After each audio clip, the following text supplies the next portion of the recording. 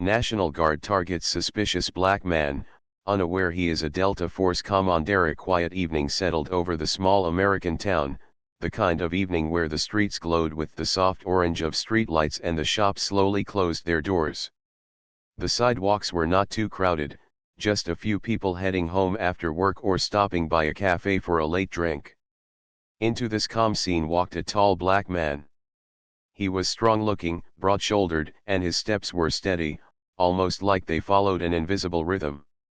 He carried a rugged backpack on one shoulder, nothing fancy, just practical, and his eyes scanned his surroundings with a focus that seemed sharper than most people around.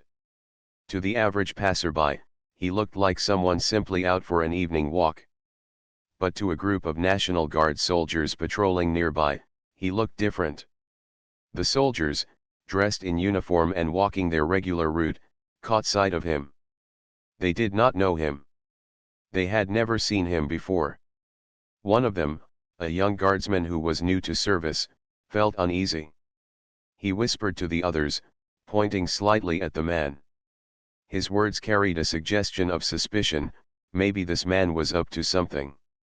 The others glanced in the same direction, their eyes narrowing. Why was he walking here? Why did he carry himself with such confidence? Why did he look around so calmly, as if he was studying everything? These questions filled their minds quickly, and without truly realizing it, they began to build an image of him that was more threatening than real. One soldier pulled out his radio and quietly reported that they had seen a suspicious male. He used careful words, but his tone was filled with assumption. The person on the other end of the radio told them to keep watch and be careful. With those few words, the weight of suspicion grew heavier in their heads. Meanwhile, the man continued to walk, unaware that he was being silently judged. His face was calm, almost unreadable, but inside, he was simply enjoying a moment of peace. After weeks of difficult work and long travel, he wanted nothing more than to breathe in the fresh air of his hometown and walk the same streets he knew from his youth. He did not wear anything flashy, just a plain jacket, jeans, and sturdy shoes. His backpack contained only personal items.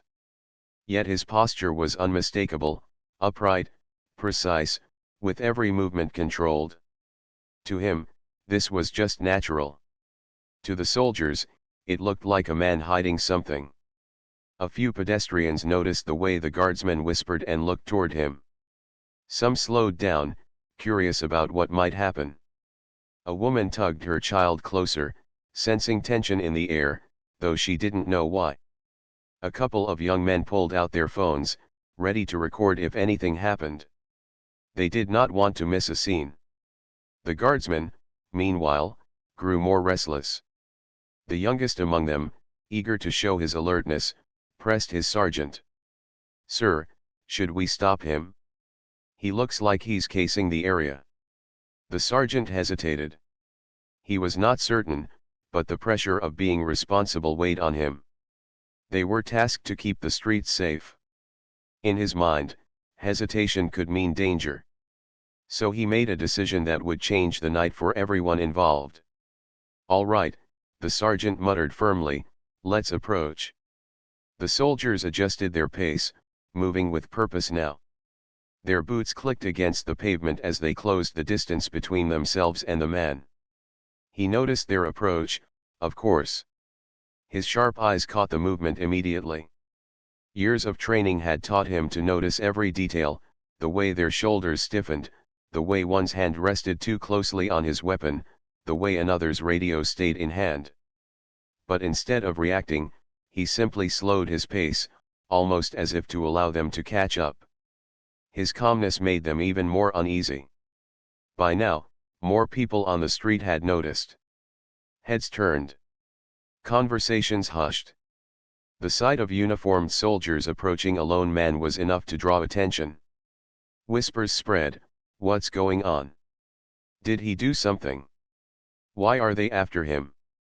But the man himself remained steady. He breathed slowly, his mind as clear as ever. He had been in far more dangerous situations than this. He had stood in deserts under blazing heat, in forests where every shadow could hide an enemy, in missions where silence meant life or death. Compared to those moments, this was nothing more than a misunderstanding. Still, he felt a familiar heaviness in his chest, the sadness of being judged so quickly in his own land. As the soldiers reached him, the sergeant called out firmly, "Sir, stop where you are." His voice carried authority but also a hint of nervousness. The man stopped, turned slightly, and looked directly at them. His gaze was steady, his face calm, but his silence spoke louder than words. The soldiers surrounded him in a half circle. Their body language was tense, their eyes sharp. One repeated, "Sir, can we see some identification?" The man did not rush. He kept his hand slightly raised, showing he was not a threat. In a calm and deep voice, he asked, "What's the reason?" His tone was not aggressive, not defiant, just firm, like someone used to clear answers. The sergeant shifted uneasily. The crowd watching held its breath. A soldier whispered something to another, who nodded quickly. One young guard gripped his weapon tighter, his knuckles white. To them, his calmness did not feel ordinary. It felt controlled, like someone dangerous pretending to be harmless. But to anyone who truly understood discipline, it was obvious, this was the posture of a soldier, a man trained in respect and restraint. Inside the man's mind, thoughts flickered.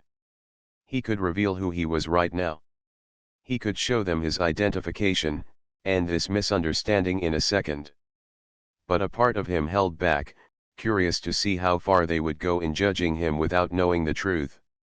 He had seen this many times before, people quick to assume, quick to doubt, quick to label. And though it frustrated him, he kept his emotions in check. That was his way. The street was now alive with whispers and the soft glow of phone screens recording. To the bystanders, this was no longer just a man walking home. It was a scene unfolding, soldiers and a stranger locked in a silent test of trust and respect. And yet, through it all, the man stood tall, his dignity untouched, his presence unshaken. He knew something the crowd and the soldiers did not. He knew his true identity, one that carried weight and honor far beyond what any of them could imagine. He was not a criminal, not a threat, not an unknown danger. He was a Delta Force commander, one of the most elite warriors the nation had ever trained. But for now, that secret stayed hidden behind his calm eyes and steady breath. As the night grew heavier with tension, the soldiers stepped closer, their boots striking the pavement in rhythm, each step echoing in the quiet evening.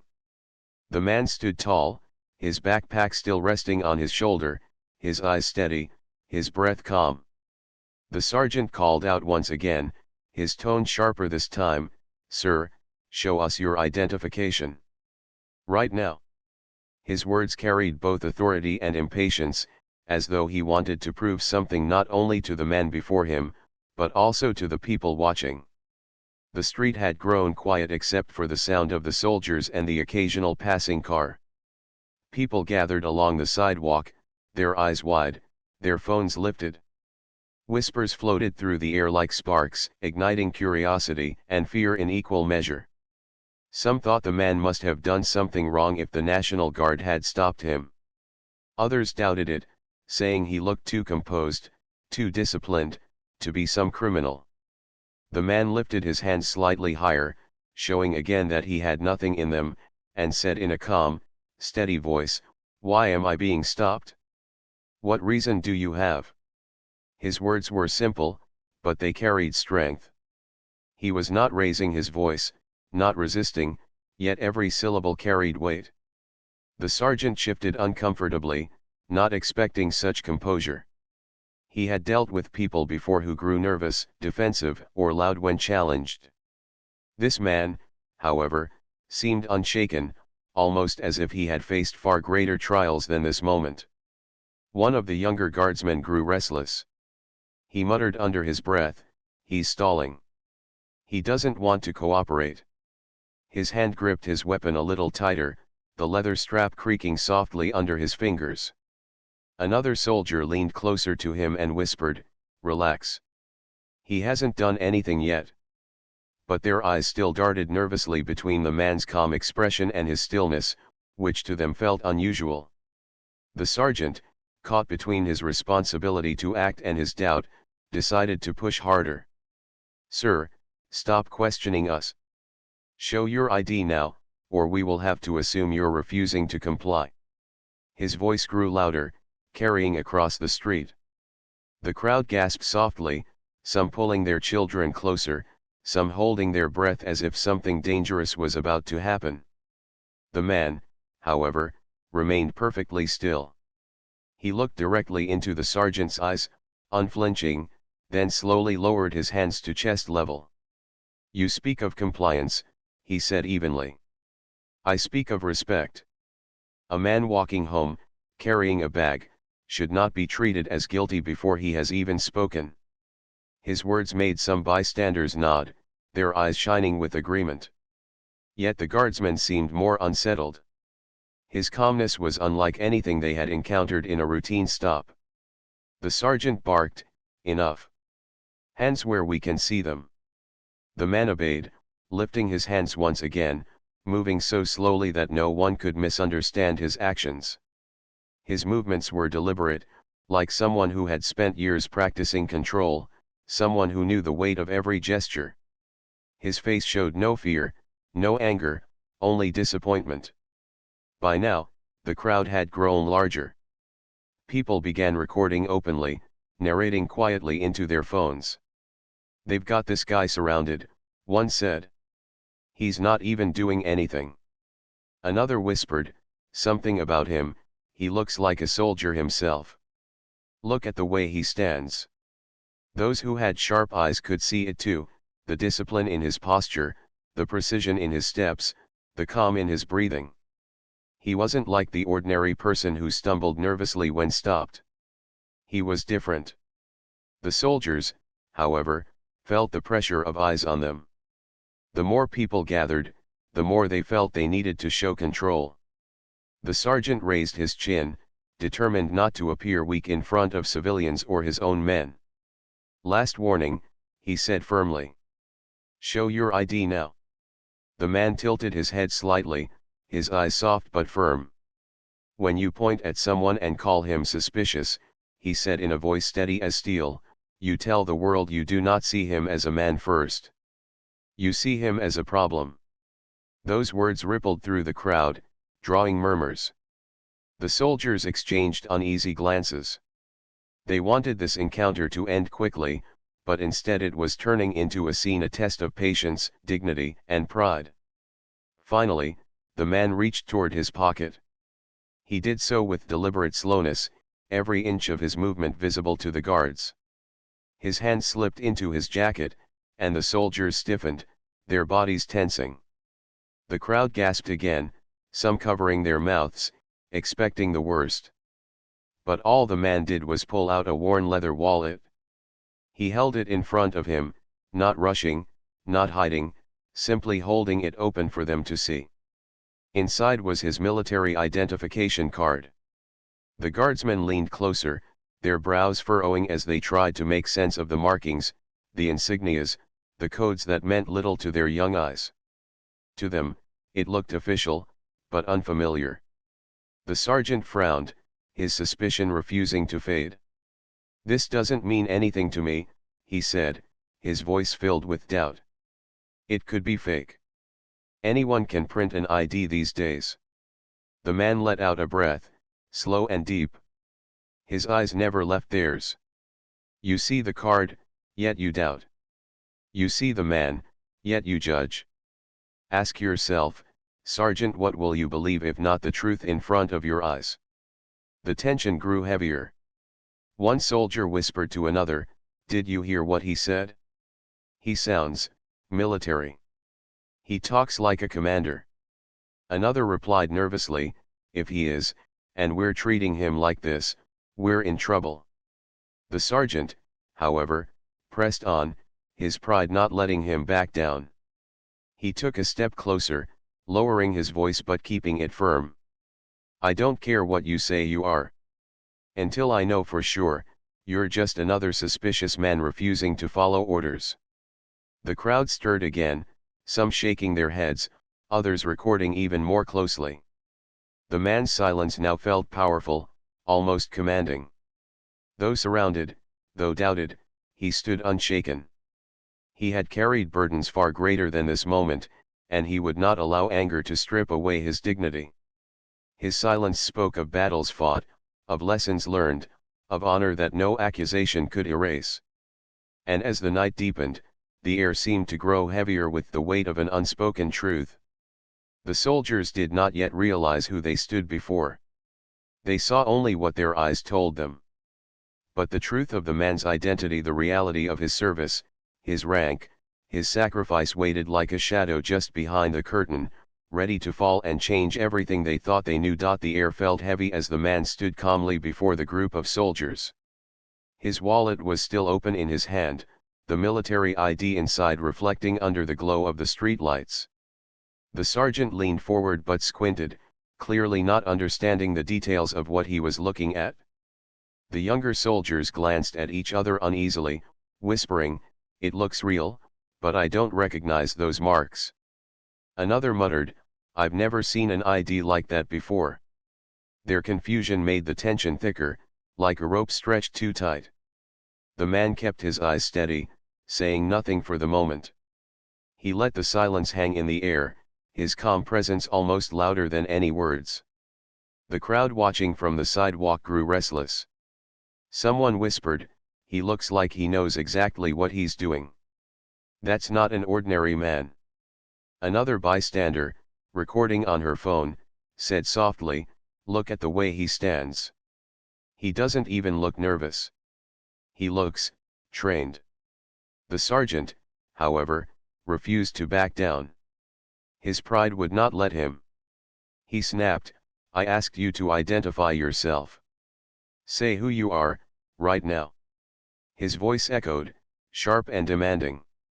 The man finally lifted his head slightly, his voice deep but calm as stone.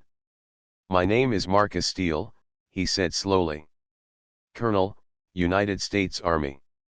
Commander, 1st Special Forces Operational Detachment Delta." The words landed like a weight. For a moment, silence blanketed the street. The soldiers blinked, unsure if they had heard correctly.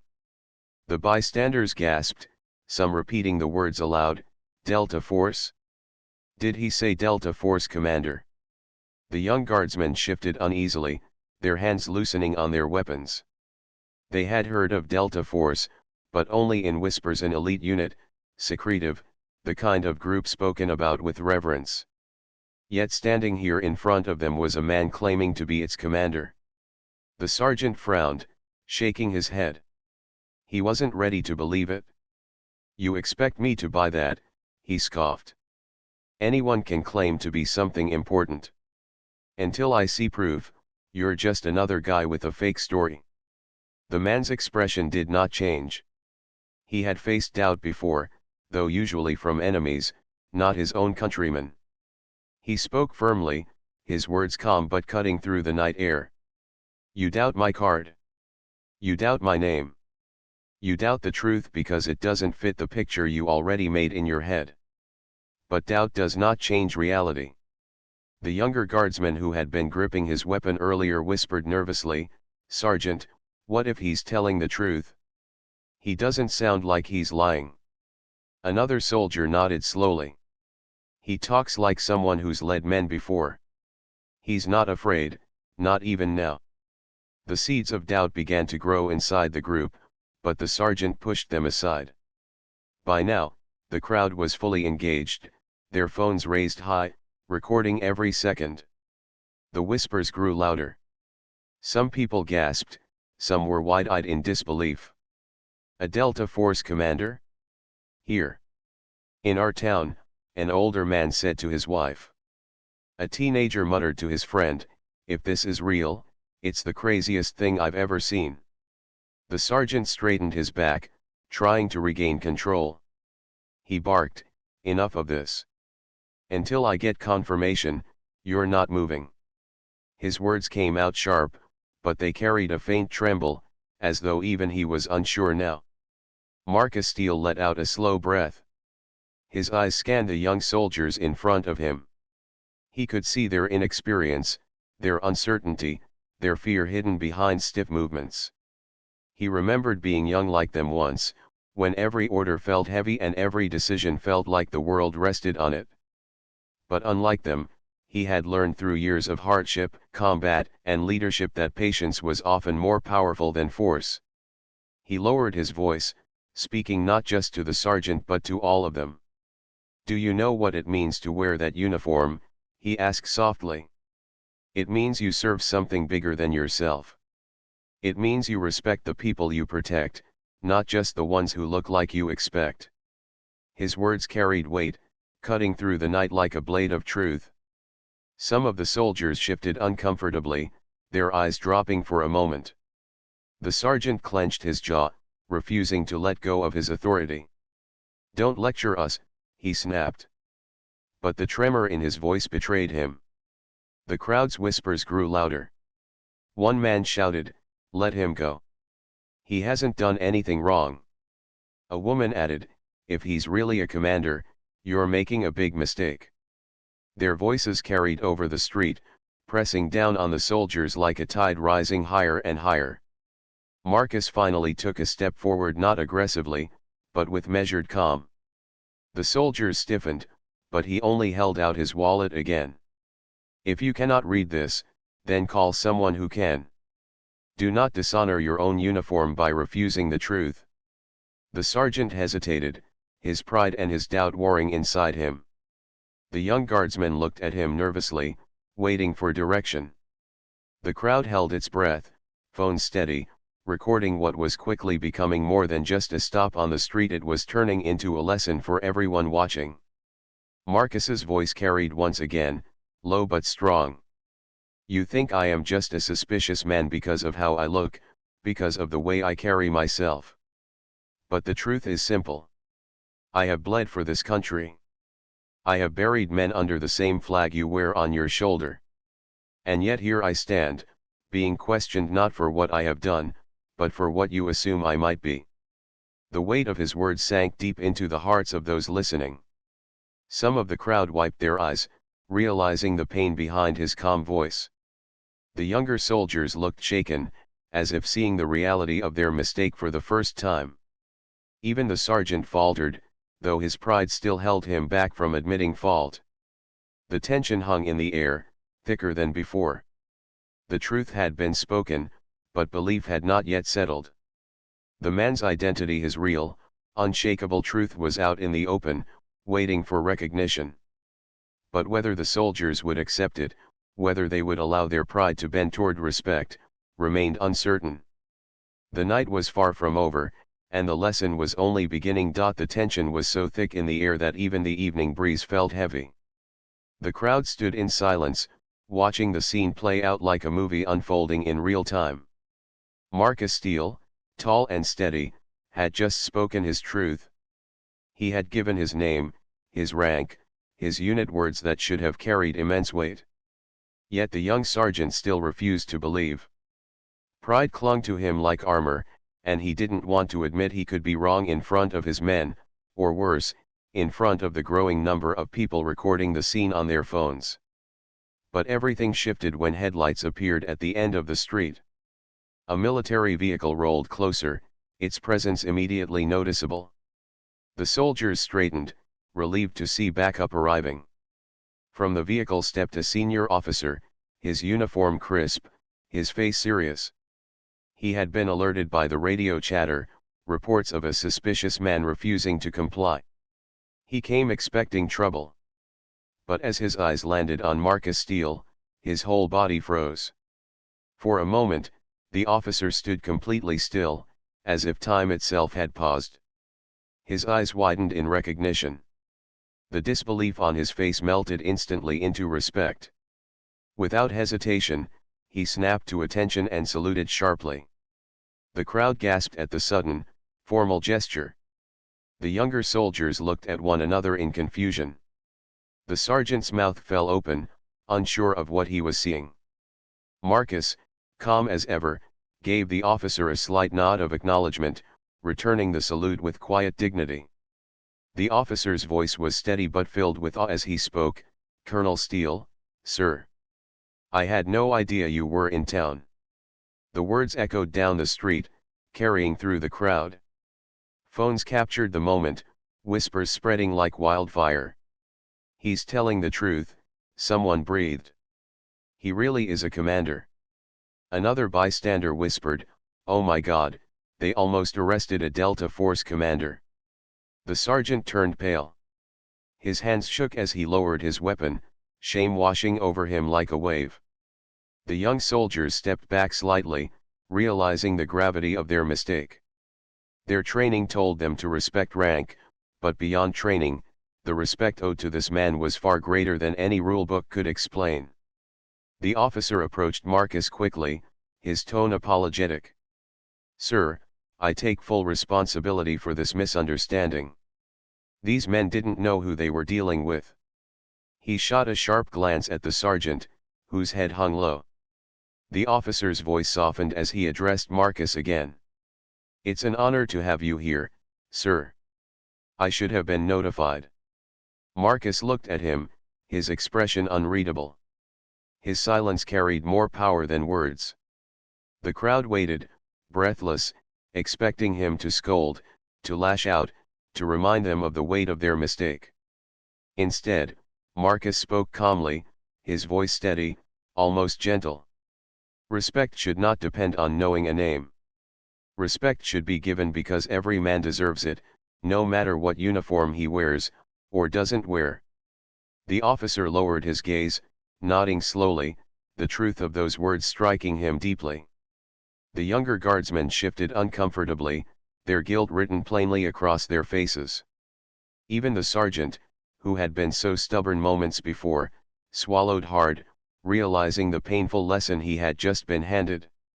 The people watching on the sidewalk murmured in agreement. Some clapped softly, others wiped their eyes. The scene was more than just a misunderstanding, it had become a mirror, reflecting the way people so often judged by appearances rather than truths. Marcus took one slow step forward, his presence commanding without force. He looked at each of the soldiers in turn, his eyes calm but penetrating. "You wear the uniform of this nation," he said. "That means you protect its people. All of them. Do not forget that your duty is not to suspicion, but to service." His words carried the weight of decades of leadership, of men he had trained, of lives he had seen lost. Each sentence fell like a stone into the silence, leaving ripples that would stay with the soldiers long after this night. The sergeant finally spoke, his voice trembling. "Sir. I didn't know. I made a mistake." His words were clumsy, but they were honest. He had no excuses left to hide behind. Marcus simply looked at him, then gave the smallest nod. "Learn from it," he said quietly. "That is what will make you a better leader." The senior officer gestured to his men, motioning them to stand down. Their weapons were lowered completely now, their faces red with embarrassment. The tension in the street began to ease, though the weight of what had happened remained heavy in everyone's hearts. A boy in the crowd whispered to his mother, "He's a hero, isn't he?" The mother nodded, her eyes filled with respect. "Yes," she said softly, "and he didn't even need to raise his voice." The officer turned once more to Marcus. "Sir, again, my apologies. Please, allow us to escort you safely." But Marcus shook his head gently. "That won't be necessary. I can walk on my own." And with that, he stepped past them, his stride steady, his head held high. The soldiers moved aside quickly, almost like a path clearing for him. The crowd parted as well, silence falling again as they watched him move with the same calm dignity he had carried from the very beginning. He did not need a stage, a title, or a crowd to command respect. His very presence spoke of it. As he walked away, the sergeant remained frozen in place, his heart heavy with regret. The lesson would stay with him forever. He had treated a man as suspicious without reason, judged him without knowing him. And now, he would carry the memory of saluting the very man he had once doubted. The younger soldiers whispered among themselves, their voices filled with disbelief.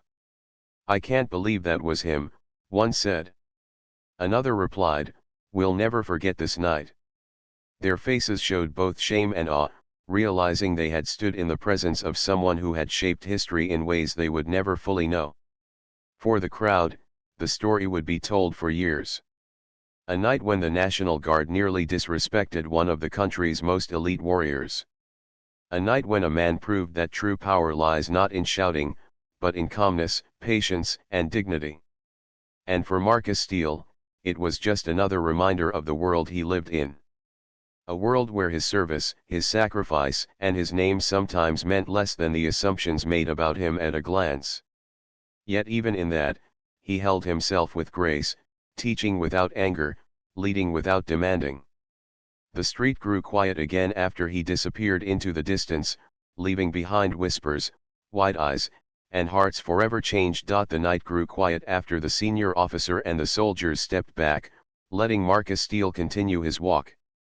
But the moment was far from forgotten.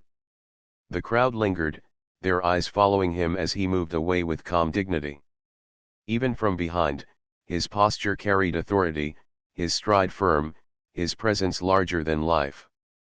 People whispered to one another, their voices filled with awe. "That was the Delta Force commander," someone said. "Can you believe it?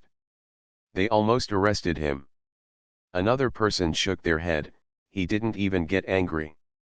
He handled it like a true leader." Marcus could feel all those eyes on him, but he didn't look back. He wasn't a man who sought attention or applause. His life had been about service, about sacrifice, about doing the hard things no one else even knew were happening. He had commanded missions in deserts, jungles, and cities far away from home. He had trained soldiers, led men into danger, and carried the weight of decisions that changed lives. Yet here, in his own town, he had been judged not for who he truly was, but for how he appeared. He reached a quiet corner of the street, where the glow of the streetlight softened and the crowd no longer followed. For the first time that evening, he paused. He looked up at the night sky, taking in a deep breath.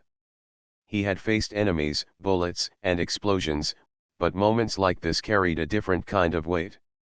They were reminders of battles fought not on foreign soil, but at home, battles of respect, of dignity, of being seen for one's truth. Behind him, the National Guard soldiers slowly regrouped. The young sergeant still stood frozen, his heart pounding with regret. He had never in his life felt such a sharp lesson. His pride, once so strong, now seemed like a burden. He thought of the way Marcus had spoken to him, not with anger, but with words that cut deeper than any reprimand. Respect should not depend on knowing a name. Those words replayed in his mind, and he knew they would stay there forever. The senior officer placed a hand on the sergeant's shoulder. "Remember this," he said quietly. "Leadership isn't about showing power. It's about showing wisdom. Tonight you learned that." The sergeant nodded slowly, unable to meet his commander's eyes. He had learned, but the cost of the lesson burned inside him. The younger guardsman spoke in hushed tones. "I've never seen anything like that," one said. He didn't even flinch. He stood there like nothing could shake him. Another added, "I'll never forget the way that officer saluted him." That said everything. Their voices were filled with both shame and admiration. The crowd slowly dispersed, but the story would not die with the night. People would carry it into their homes, into conversations with friends and family. They would tell it again and again, how a so-called suspicious man turned out to be a Delta Force commander, how he was treated unfairly but responded with dignity, how the truth humbled soldiers and civilians alike. In a world filled with noise, this story would shine as a reminder that appearances can deceive, but character cannot be hidden. Marcus finally reached his home, a modest house on a quiet street.